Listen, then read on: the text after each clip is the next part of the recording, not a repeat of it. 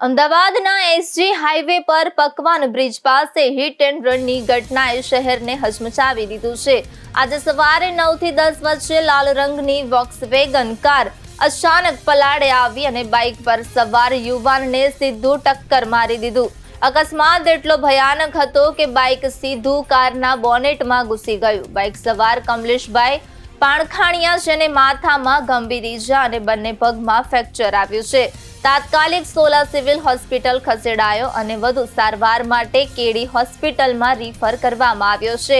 ગાંધીનગરની police hit and રનના case નોંધ્યો છે। કાર ચાલક હજુ અજાણ્યો છે અને ઘટના સ્થળેથી ફરાર થઈ ગયો હતો, પરંતુ તેને ઝડપી લેવામાં આવ્યો છે। અકસ્માતનું ભયાનક દ્રશ્ય સીસીટીવીમાં કેદ થયું છે અને વિડીયો સોશિયલ મીડિયા પર વાયરલ થઈ ગયો છે। લોકોએ કારની ઊંચી સ્પીડ જોઈને ચકિત થઈ ગયા। પોલીસે આગળની તપાસ હાથ ધરી છે।